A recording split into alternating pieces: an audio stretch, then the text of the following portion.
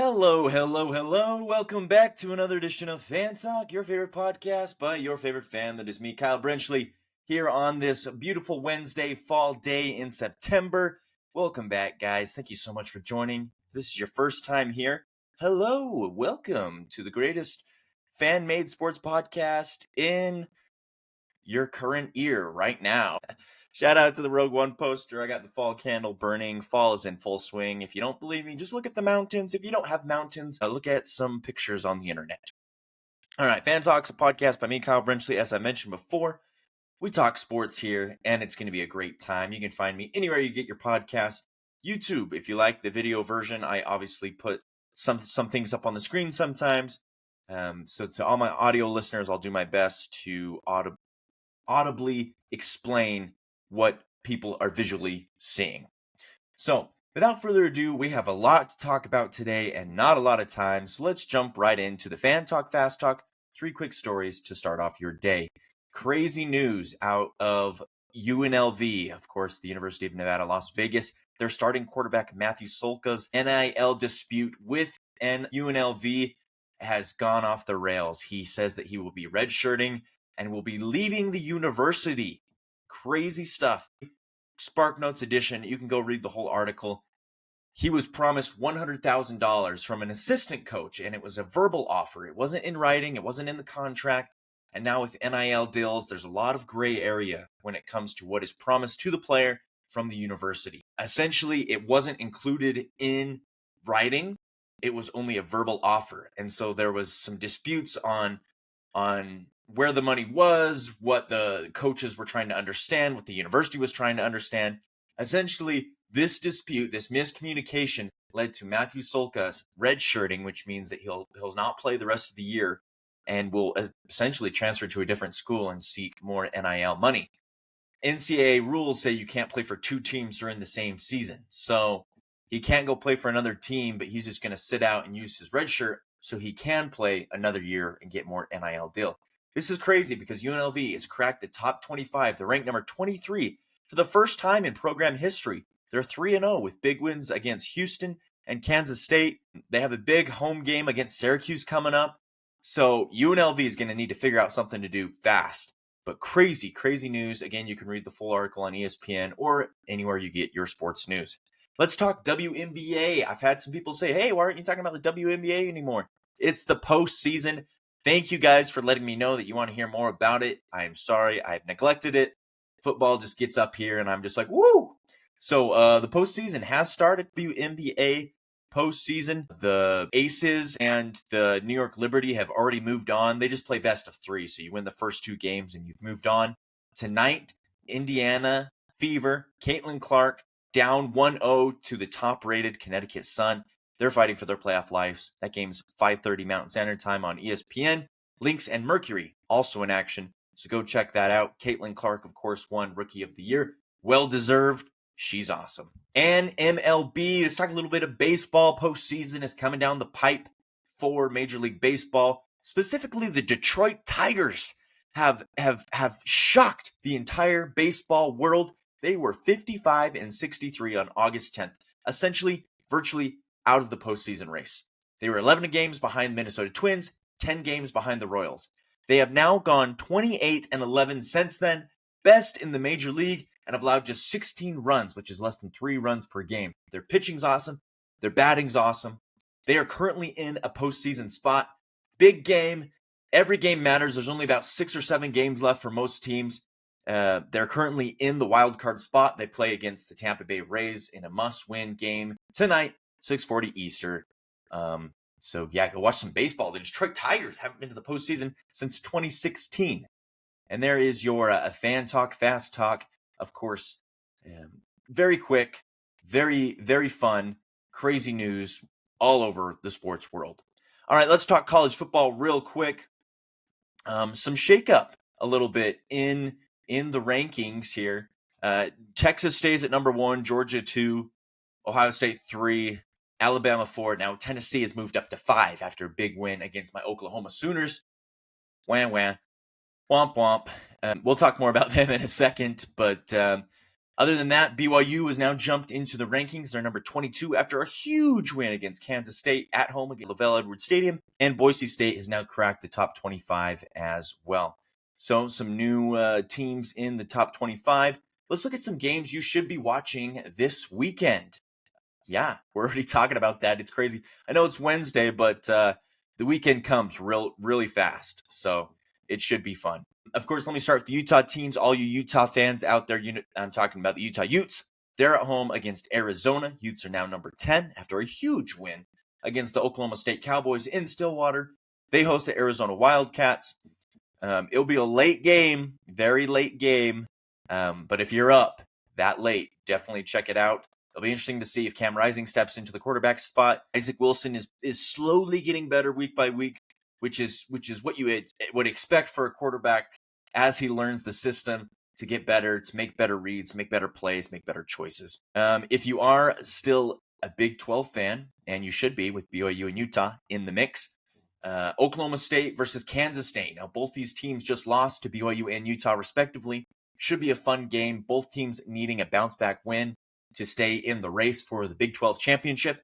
That game is kicking off early. Oklahoma State, Kansas State, check that one out. And then BYU is facing off against Baylor. This is a road game. BYU now in the top 25 at number 22. They're undefeated. Another win against a Big 12 opponent on the road. That would bolster their trajectory to the Big 12, potentially Big 12 championship and beyond, perhaps. So that's a game you should be watching. Again, that's an early morning game. 10 a.m. is the kickoff. If you're looking for another top 25 matchup, Louisville and Notre Dame, 16 and 15 respectively. Notre Dame, of course, their one loss being to Northern Illinois. They're looking to bounce back, and Louisville is looking to stay undefeated. They're playing pretty good, 3-0 for the Louisville Cardinals. And as mentioned earlier, we talked about UNLV hosting Fresno State. They won't have Matthew Sloka. It'll be interesting to see who steps in as quarterback, and is their season going to go off the rails? Like, they're doing so well in the top 25 for the first time. We'll see what happens. And then last game you should be watching, ABC primetime football, number 2 Georgia, number 4 Alabama in Tuscaloosa. This could, pretty much be a preview of the SEC championship. Should be a fun game. I'm excited to see what happens. Both teams undefeated, both teams ranked in the top 5, of course. So keep your eye open for that. All right, that's all I got to say about college football. Again, crazy stuff with NIL, with Matthew Sloka from UNLV. Go read that full article if you want all the in-depth knowledge. It's an ongoing story, but we'll kind of monitor that as it gets closer. Let's shift focus now to the NFL. And it was a fun week. It was a fun week. And I'm not just saying that because my Denver Broncos finally got a win. Bo Nix finally didn't struggle. But no, there were some really good games. And let me show you, I'll give you a little update here on the Pigskin Pick'em. Again, this is the NFL Fan Tuck Fun Group. If you want to join, go ahead. You will be a couple weeks behind, but that's okay. There are some people here who have failed to make picks. So this is just a reminder. If you're out there, if you're listening, remember to make your picks. But there's still a good amount of us that are still in the mix. Of course, I'm still on top because I'm very good at picking the NFL, tooting my own horn here, 31-17. I did week 3. There were a lot of upsets again, but everyone got those wrong. So as long as everyone gets them wrong, then it doesn't really hurt me. But let's start with week 4, and I'll kind of talk about things that happened as we make these picks. So Thursday Night Football on Amazon Prime, Cowboys, Giants. Now the Cowboys almost came back and beat the Baltimore Ravens. That was a fun game. It was not a fun game through pretty much 3.5 quarters. And then all of a sudden the Cowboys score a couple times in the fourth quarter. And you're like, whoa, they could do this. And they were close. Ultimately, you got to play a complete game, all 4 quarters. You can't just, show up with 10 minutes left in the fourth quarter. They're playing in New York versus the Giants. I think the Giants are improved from years past, which is not saying much because they're still 1-2. They did get a win over Cleveland. But I do think this is a great game for the Dallas Cowboys to bounce back. If the Cowboys can't win this game against the Giants, then they are in deep water. Jerry Jones, Dak Prescott, Mike McCarthy, somebody has to answer for what is going on. But enough about the Cowboys. Saints at Falcons. Ooh, this should be a fun matchup. I'm going to take the Falcons in this one, even though the Saints are a great team. The Falcons should have beaten the Kansas City Chiefs on Sunday Night Football. There was a few missed opportunities. Ultimately, the Chiefs defense came up and held them. This game is in Atlanta, so I'm going to take the Falcons. If it was in New Orleans, I would take the Saints.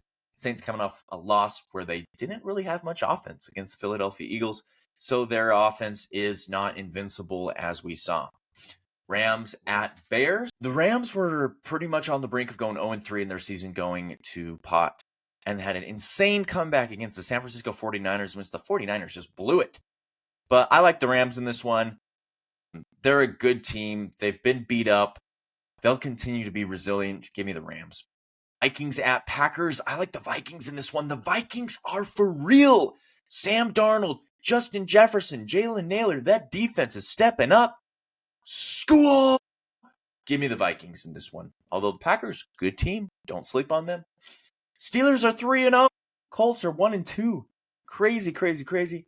I will pick the Colts in this one. It kind of is the upset pick of the week because they're, as you can see there, they're only 18% favored according to this for all my Audible listeners.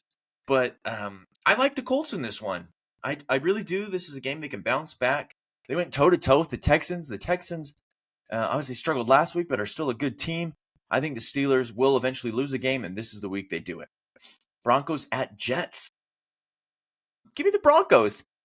They surprised everyone and beat the Buccaneers on the road last week. I think they do it again here with the Jets. I think the Jets are a much improved team with Aaron Rodgers, but I don't think they're a great team. They still have a lot that they need to fix, and the Broncos are on a high. So give me the Broncos.